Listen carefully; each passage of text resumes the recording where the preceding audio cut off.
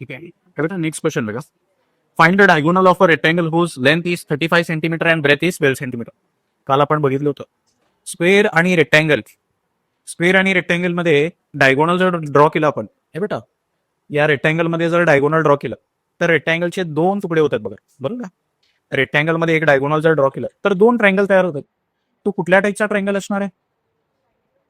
रेक्टँगलच्या आतमध्ये diagonal draw केल्यानंतर ना कुठल्या टाईपचा ट्रायंगल तयार होतो? राईट अँगल ट्रायंगल तयार होतो. कुठला ट्रायंगल तयार होतो? राईट अँगल ट्रायंगल तयार होतो. राईट अँगल ट्रायंगल म्हणजे तिथं पायथागोरस थेरम आपण यूज करू शकतो. तर लक्षात यायला पाहिजे, ए बेटा रेक्टँगल आणि स्क्वेअर, क्वेश्चन मध्ये रेक्टँगल आणि स्क्वेअर दिसला तर तो क्वेश्चन कुठल्या टॉपिकचा असणार आहे? मोस्टली तर पायथागोरस थेरमचाच असणार. ठीक आहे. काय म्हणलंय? Find the diagonal of rectangle whose length is 35 centimetre and breadth is 12 centimetre. असा एक रेक्टँगल आहे. ठीक आहे. या रेक्टँगलची लेंथ किती आहे म्हणून सांगितलंय? 35 सेंटीमीटर. ब्रेथ किती आहे? 12 सेंटीमीटर. आणि काय फाइंड आउट?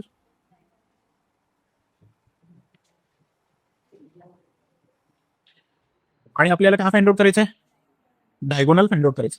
या रेक्टँगलचं नाव काहीतरी कन्सिडर करतो, ABCD. आणि इथे कन्सिडर करतो, consider a triangle, consider a rectangle ABCD as shown in figure. As shown in figure. ठीक आहे. such that triangle ABC, such that in triangle ABC angle ABC is equal to 90 degree. ठीक आहे. ABC हा triangle किती डिग्रीचा आहे? हा angle 90 डिग्रीचा आहे. ठीक आहे. एका ट्रायंगल मध्ये एक अँगल 90 डिग्री असेल तर कुठला थेरम यूज करू शकतो आपण? पायथागोरस थेरम यूज शकतो. देअरफॉर बाय पायथागोरस थेरम, काय सांगतो पायथागोरस थेरम? हायपोटेनसचा स्क्वेअर. कोण आहे हायपोटेनस? AC. 90च्या समोरची साईड हायपोटेनस. हायपोटेनसचा स्क्वेअर किती असतो? Height square plus base square. Height किती आहे? 12, त्याचा स्क्वेअर. BC बेस किती आहे? 35, त्याचा स्क्वेअर. हा 144 आणि 35 चा स्क्वेअर 1225. हे किती येतो बेटा? 1369. हा 1369 कोणाचा स्क्वेअर आहे?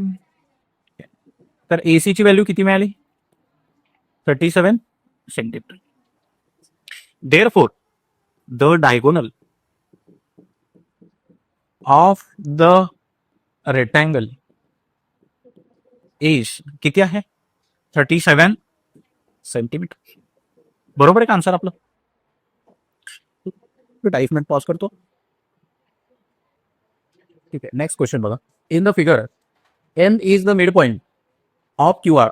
हे बेटा हा QR, हे QR जी साईड आहे त्याचा मिड पॉइंट कोण आहे? M आहे. मिड पॉइंट म्हणजे काय? मधला पॉइंट. मिड पॉइंट म्हणजे काय? या QR ची जेवढी लेंथ आहे त्याच्या हाफ ही लेंथ असणार. हे हाफ आहे आणि हे हाफ. ठीक. Angle PRQ equal to 90.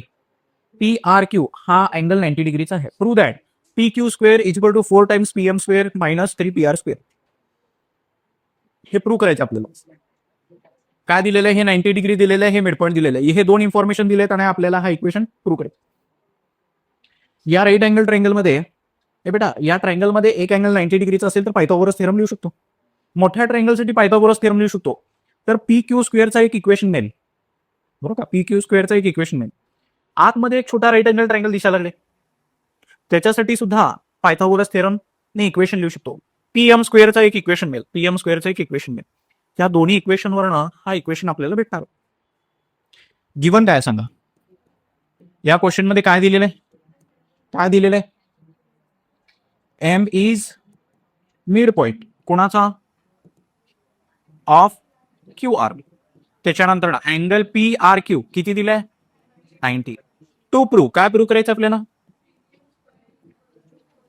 PQ square is equal to 4PM square minus 3PR. Prove बाबा. पहिल्यांदा मोठा ट्रायंगल कन्सिडर करतो.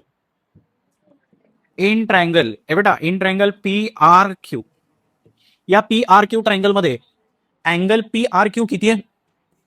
PRQ अँगल किती आहे? एका ट्रायंगल मध्ये एक अँगल 90 डिग्रीचा असेल तर कुठला थेरम वापरायचा? देअरफॉर बाय पायथागोरस, काय सांगतो पायथागोरस थेरम? हायपोटेनसचा स्क्वेअर PQ चा स्क्वेअर किती असतो? PR square plus RQ square. हे बेटा आपल्याला RQ लागायचं नाहीये, RQ लागायचे नाही, त्याला काय करतो? हे बेटा RQ ला RM चा डबल आहे असं लिहितो. ठीक आहे, काय लिहितो बघा, हा RQ किती आहे? RM चा डबल आहे का नाही? RQ ला RM चा डबल 2 टाइम्स RM लिहितो.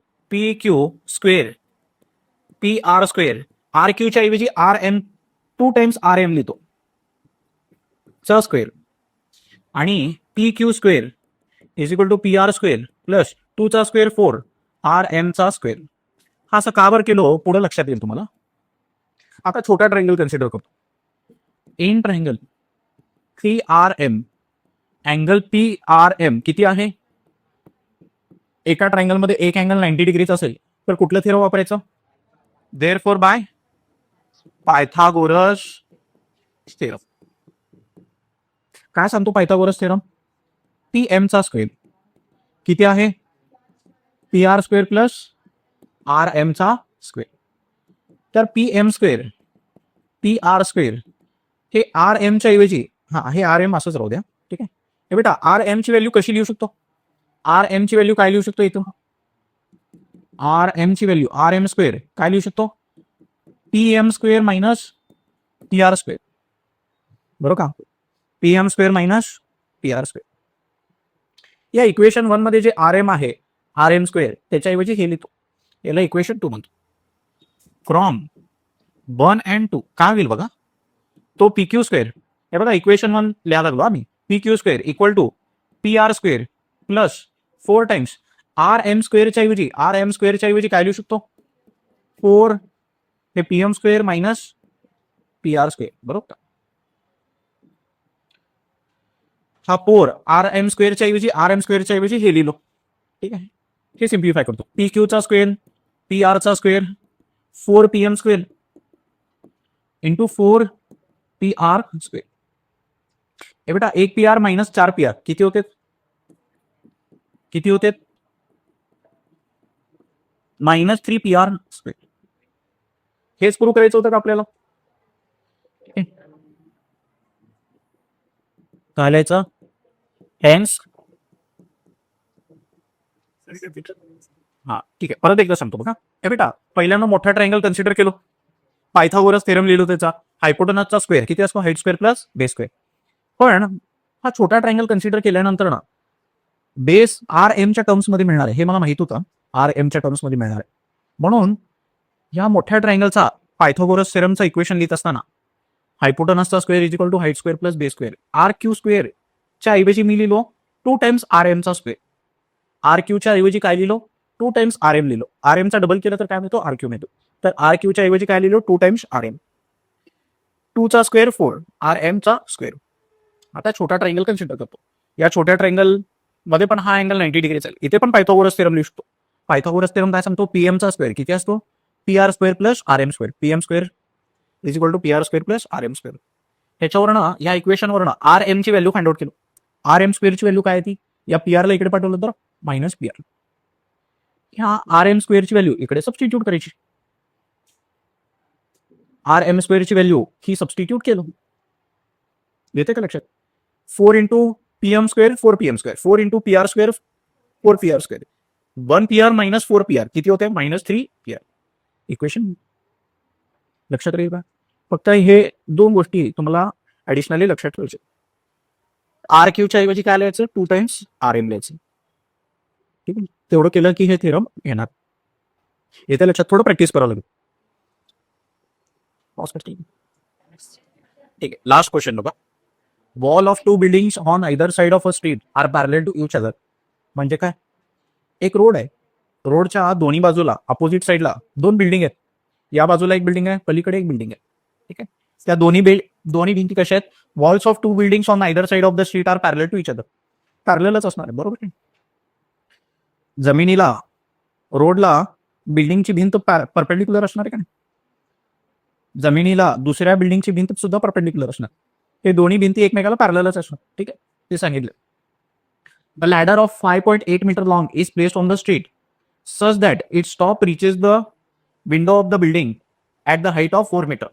On turning the ladder over to the other side of the street, its top touches the window of the other building at the height of 4.2 meter. Find the width of the street. ठीक आहे, म्हणजे काय दिलंय बघा. हे बेटा हा street आहे. स्ट्रीट म्हणजे काय? रोड आहे. रोड काय आहे? रोड. ही पहिली बिल्डिंग आहे. ही पहिली बिल्डिंग आहे. अशी बिल्डिंग आहे. अशी बिल्डिंग आहे. आणि ही दुसरी बिल्डिंग आहे.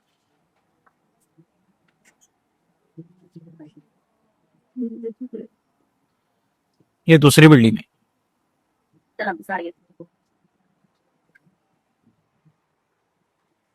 ठीक आहे, हे बेटा. आणि इकडे काय ठेवलेलं आहे? शिडी ठेवलेली आहे. शिडी. लॅडर म्हणजे काय? शिडी. येते का लक्षात? अशी शिडी आहे बघ. ठीक आहे, काय म्हणलंय बघा. Walls of 2 buildings on either side of the street are parallel to each other. A ladder of 5.8 metre long. त्या शिडीची उंची किती आहे? 5.8 मीटर लॉंग. हे शिडी किती लांब आहे? 5.8 metre long. Is placed on the street such that its top reaches the window of a building of height 4 metre. ही शिडी बिल्डिंगला जिथे टच केलेली आहे तिथपर्यंतची हाईट किती आहे बिल्डिंगची? जमिनीपासून या शिडीच्या टॉप पर्यंत हा व्हर्टिकल डिस्टन्स किती आहे? हा डिस्टन्स आहे 4 मीटर. ठीक आहे. On turning the ladder over to other side of the street. या शिडीला जर पलटी मारलं, इकडे टिल्ट केलं, या बाजूला शिफ्ट केलं, टर्न केलं, तर काय होते म्हणून सांगितलं बघा. On turning the ladder to the other side of the street its top touches the window of the other building at the height of 4.2 metre. याला जर इकडे टिल्ट केलं तर ती कुठे पोहोचते? 4.2 मीटर हाईट पर्यंत पोहोचते.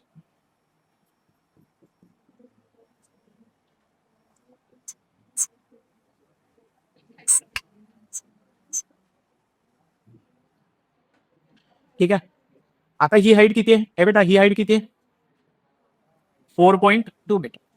ठीक आहे. Find the width of the street. या रोडची विड्थ आपल्याला फाइंड आउट करायची आहे. या रोडची विड्थ आपल्याला फाइंड आउट करायची. हे सिम्प्लिफाईड व्हर्जन मध्ये ह्याचा डायग्राम ड्रॉ करतो. हा असा एक राईट अँगल ट्रायंगल आहे आणि असा एक राईट अँगल ट्रायंगल. ठीक आहे, हे पहिल्या बिल्डिंगची हाईट आहे आणि हे दुसऱ्या बिल्डिंगची हाईट आहे. पहिल्या बिल्डिंगची हाईट किती आहे? 4 मीटर. दुसऱ्या बिल्डिंगची हाईट किती आहे? हे बेटा, लॅडरची हाईट किती आहे? इथे सुद्धा हे बेटा, लॅडर इथे टिल्ट केल्यानंतर ना लॅडरची उंची कमी जास्त होणार आहे का? तेवढीच राहणार आहे. हा 5.8च राहणार आहे. ठीक आहे, आपल्याला काय फाइंड आउट करायचं आहे? हा टोटल डिस्टन्स फाइंड आउट करायचा. पण total distance at a time आपल्याला भेटणार नाही, 2 हिस्स्यात भेटणार आहे. पहिल्यांदा हा पार्ट भेटेल, मग हा पार्ट भेटेल. ठीक आहे, याला काय नाव देऊ? याला ई म्हणतो. ठीक आहे, या डायग्रामला एक्सप्लेन करतो. Consider AB be the height of first building. ठीक आहे, त्याच्यानंतर ना दुसऱ्या बिल्डिंगची हाईट काय? CD be the height of second building. BE plus ED be the width of street. हे बेटा, तो जो रोड आहे, 2 बिल्डिंगच्या मधला जो रोड आहे, तो डिस्टन्स किती आहे? BE प्लस ED इतका आहे.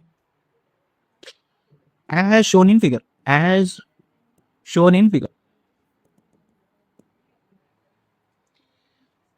In triangle ABE या ट्रायंगल मध्ये अँगल ABE किती असणार आहे? 90 डिग्री. का बरं हा अँगल 90 डिग्री असणार आहे? ए बेटा, जमीन आणि बिल्डिंगची भिंत याच्यामध्ये अँगल किती असतो?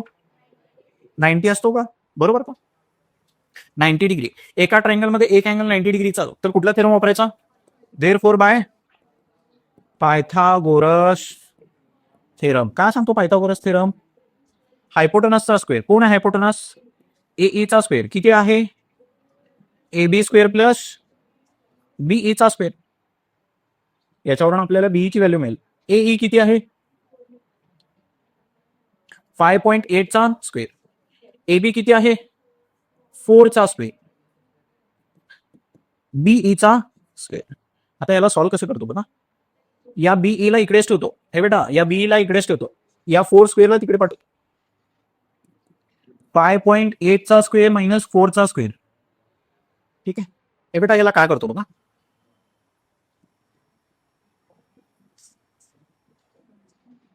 आवाज करू नका. हे बेटा हे A square minus B square आहे का नाही? ए स्क्वेअर मायनस बी स्क्वेअरचं एक्सपान्शन काय?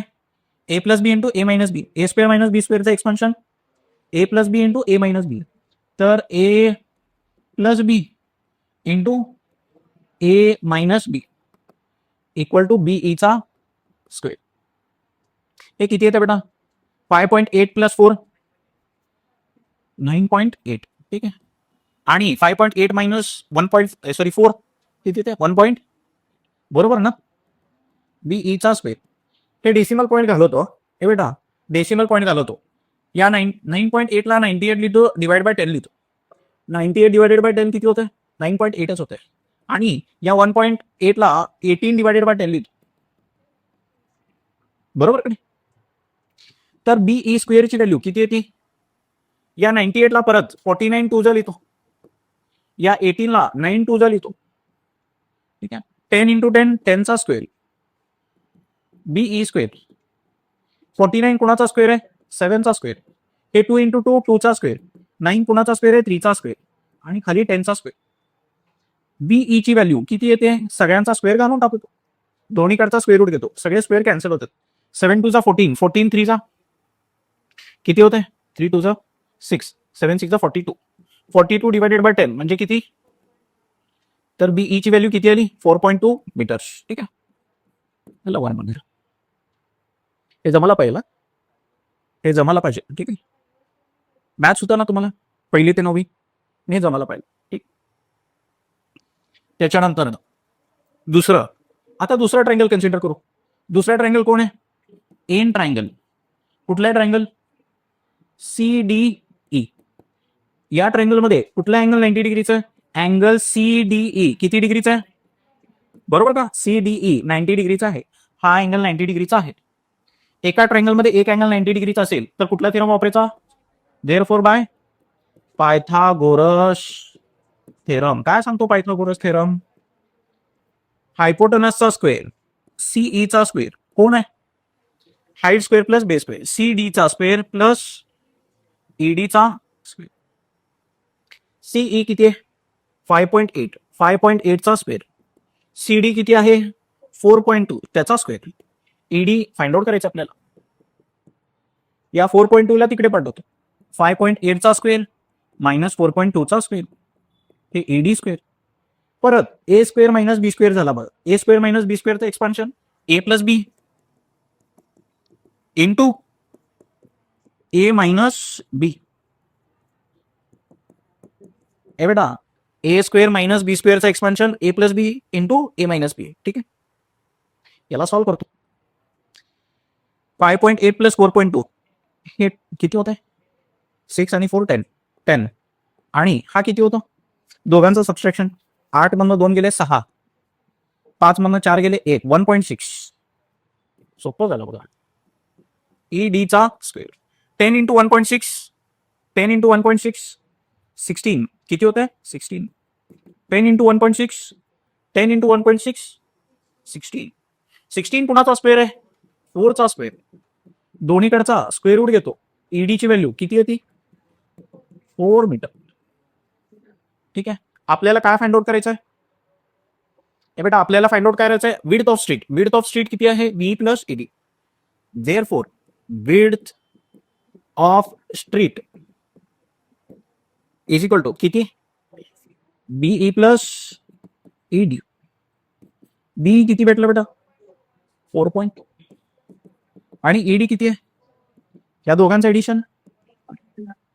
ठीक आहे. हेच आपल्याला फाइंड आउट करायचं. बरोबर.